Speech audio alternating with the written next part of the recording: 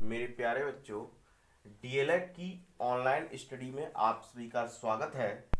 आज हम सहचर्य नियम के बारे में बात करेंगे कि सहचर्य नियम क्या होता है। इसकी जो इंग्लिश होती है वो होती है एसोसिएटिव लॉ। Associative law. सहचर्य नियम। सहचर नियम भी दो प्रकार के होते हैं। एक होता है योग का सहचर नियम, दूसरा होता है गुणा का सहचर नियम। एक होता है योग का साहचर्य नियम। योग का सहचर नियम क्या होता है, इसको समझने के लिए हम तीन नंबर लेंगे, ए, बी और सी। इन नंबर का कॉम्बिनेशन हमको करना है। कैसे? ए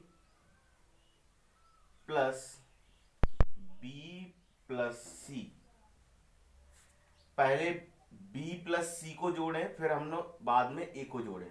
बराबर होना चाहिए ए प्लस बी और प्लस सी। ये होता है योग का सहचर नियम। क्वेश्चन कैसे बनता है ये भी हम आपको यहीं बता दे रहे हैं। पूछ दिया जाता है रिक्त स्थान की पूर्ति कीजिए और लिखा होता है 2+3 plus filling the blank equal to 2+3 plus 6। तो आप इधर देख के इधर भर सकते हैं या इधर देख के अगर उधर दिया गया तो उधर भर लेंगे। तो यहाँ कितना भर जाएगा? 6। इस तरह से पूछा गया है एग्जाम में।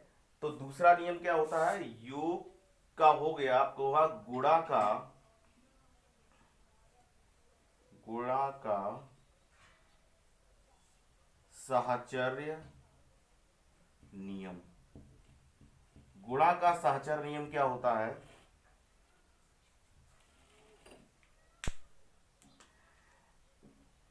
इसमें भी तीन नंबर हम लेंगे, ए, बी और सी। इसमें हम गुणा ए इंटू बी इंटू सी बराबर ए इंटू बी और इंटू सी। यानी कि मतलब ये हुआ, पहले बी इंटू सी का मल्टीप्लाई करें, बाद में ए के साथ गुणा करवा दें, बराबर होगा पहले फिर ए इंटू बी का करें, बाद में सी के साथ करवा दें। अगर ये दोनों इक्वल हैं तो हम कहेंगे कि ये गुणा के सहचर नियम का पालन करता है। तो इसका ये कैसे क्वेश्चन पूछा गया है, इसका भी रिक्त स्थान के तरीके पूछा गया है। जैसे लिखा है 4 इंटू 5 इंटू 6 बराबर 4 इंटू 5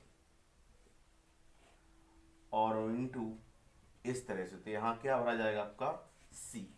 सॉरी, सी की जगह पे क्या है? 6।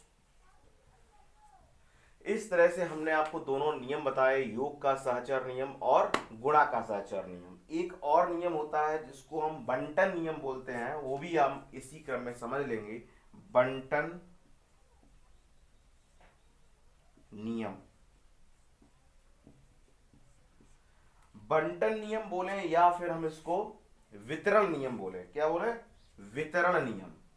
या फिर इसको हम बोलते हैं वितरण नियम। कुछ भी बोल सकते हैं, चाहे हम बंटन नियम बोल दें या वितरण नियम बोल दें।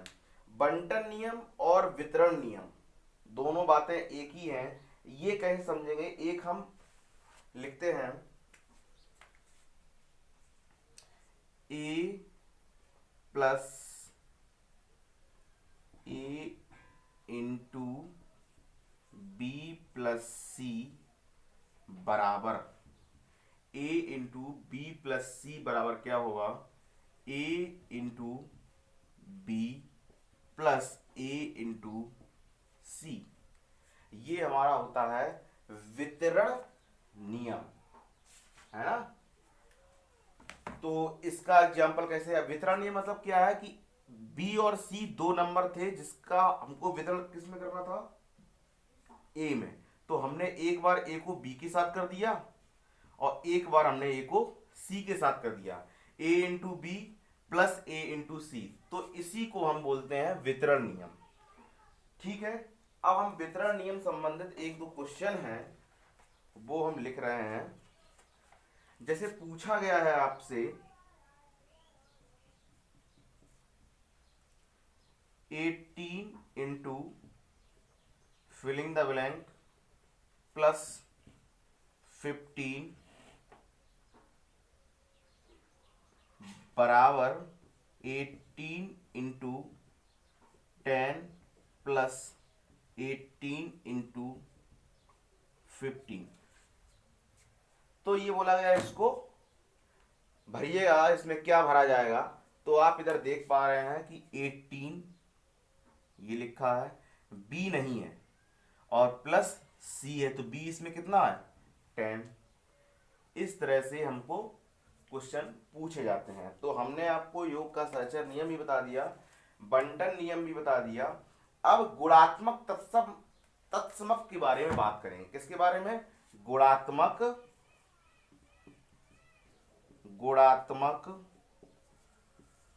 तत्समक।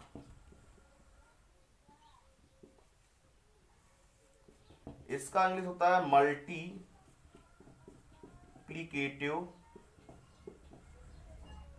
आइडेंटिटी।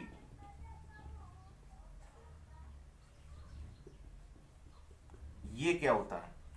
मल्टीप्लिकेटिव आइडेंटिटी को समझने के लिए हम केवल एक बात ही जान लें कि ऐसी कौन सी संख्या है जिसका गुणा किसी भी संख्या में करें और हमको वही संख्या प्राप्त हो जिसके साथ हमने गुणा किया है, तो हमको बोलेंगे कि ये गुणात्मक तत्समक है। जैसे अगर हम 3 में कितने का गुणा करें कि हमारा 3 ही रहे, तो कितने कर दें 1 का। 4 में कितने का मल्टीपल करें कि 4 ही रहे 1 का। -3 में कितने का मल्टीपल करें कि -3 ही रहे, तो कितने करें 1 का। तो इस तरह से जो ये 1 है ये मल्टीप्लिकेटिव आइडेंटिटी होती है। तो आज के लिए इतना ही। कल हम नेक्स्ट वीडियो में और आगे की बात करेंगे।